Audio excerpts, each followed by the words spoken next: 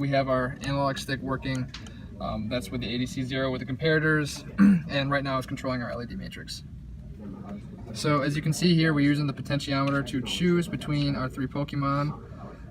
And what's happening there is in our timer 0A interrupt, we're actually starting the sample sequencer, and then when we actually grab the data right from the FIFO, and then we can output to our LED display depending on which threshold we're in currently. Now we're going to show that the UART 0 is working correctly.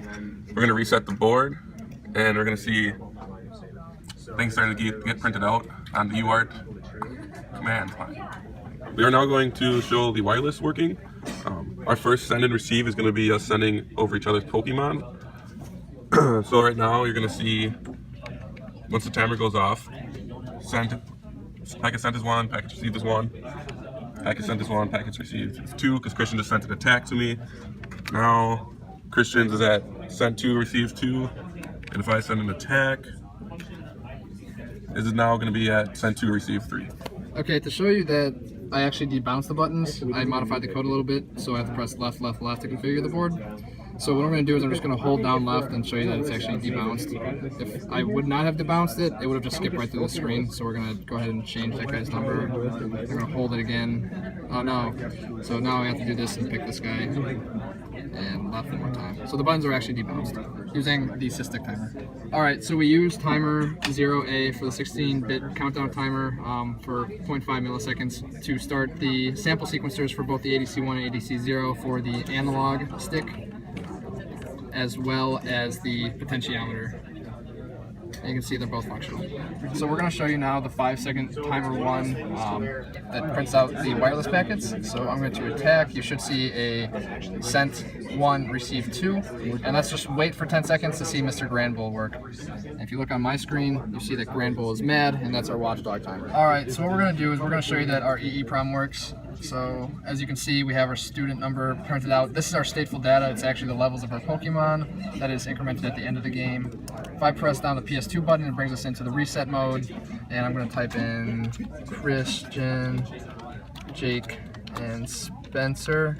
And our team is 0-4.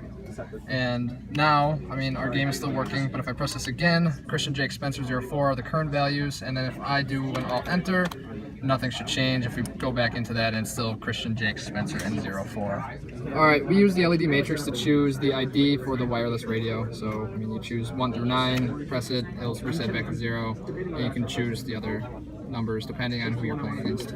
Alright, so just showing that the push buttons work. Left, I mean, these do work. I guess you just have to take my word on that one. Left. If we press down the PS2 button, it actually heals the watchdog timer, so it stops that, so we can take as much time as we want entering in this data.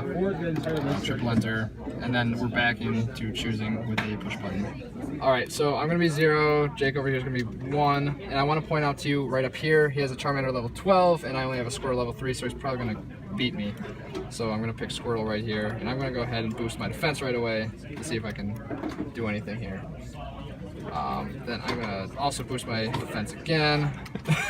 While he boosts his attack, I'm going to attack him. Hopefully I can do anything useful. Doesn't look like it. I'm going to keep boosting my defense to, well, I took it by about half my health. Apparently that was super effective.